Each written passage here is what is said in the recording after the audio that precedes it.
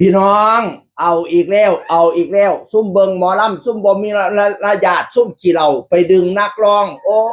ยเนาะดึงไปพอดึงไปดึงคนทองไปดึงแม่ม้านพี่น้องหาเขาตกเวทีลงนันเลียดออกประเทศเนี่ย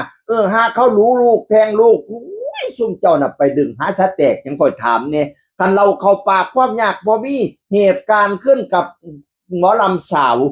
นุ่นธิดาพรสายยักษ์พี่น้องเอ๋ยนุ่นธิดาพรสายยักษ์หนูเราซื้อเสียงโด่งดังเด้เป็นหมอลำซิ่งพี่น้องเอ๋ยเป็น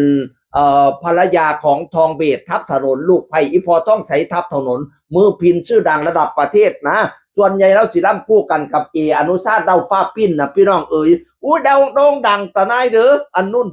ธิดาพรสายยักษ์นี่นะเมื่อนั้นไปแสดงอยู่ทั้งใดบุกเขาก็จับมือเราไปขอจับมือเราปัดแต่จับมือ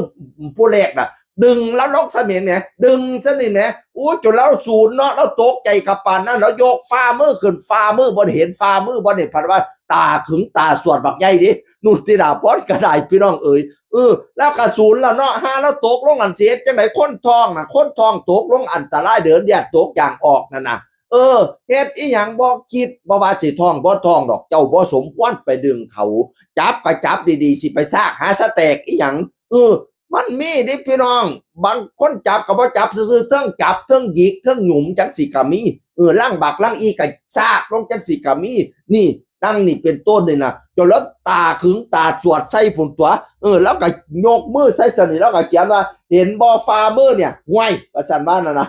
แล้วก็อีโมจิหัวล่อยุบพี่น้องเลยดึงทำไมไม่เคาะหัวจะบาดเด็ประสันแล้วเขียนจุ๊บเจ้าไปเบิ่งคลิปดิดึง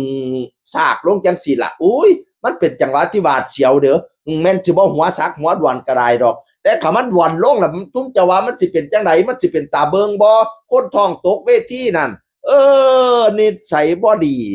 อย่าไปหาเฮ็ดอีกกินเหล้าแล้วก็เฮ็ดตาพืชตาพื้อบ่รู้จักมาทำอันดีงามจับซื่อๆนะเปียงตั้งแต่กี้สมาสิจับมือถือแขนได้เนาะมันเป็นว่าทำตั้งแต่เว้นตกว่าทำทั้งฝรั่งดอกจับมือเนี่ยตั้งแต่กี้สมาสิซูนจิ้นกันได้พี่น้องเอ๋ยบัดสมัยสมัยจับก็บ่จับซื่อๆบัดนี้ทั้งฝรั่งจับนี่เขาจับซื่อๆดิทั้งไทยนี่ล่ะซากลงดึงลงทั้งหยิกทั้งหยุมนิสัยบ่ดีจัดการมันเนี่ย นั่นล่ะมาเปลี่ยนคนเบิงหมอลำซีหมอลำทั้งหลายให้เฮ็ดโตเป็นตาฮักอย่าเฮ็ดให้เขาว่าเฮาใดอย่าเฮ็ดให้ทั้งอื่นดูถูกเฮาใดว่าซีหมอลำมีแต่คนนิสัยบ่ดีนิสัยปาเตียนอย่าเขาว่าเฮาใดกินเหล้าแล้วก็เฮ็ดจังซั่นจังซี่อย่าเขาว่าเราใด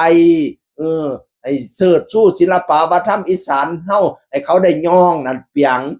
ซ้ำนี่ละเว้าหลายเพิ่นสิว่าจมเสียงอื่นคนเก่าเว้าสู่ฟังสวัสดีครับสวัสดีครับ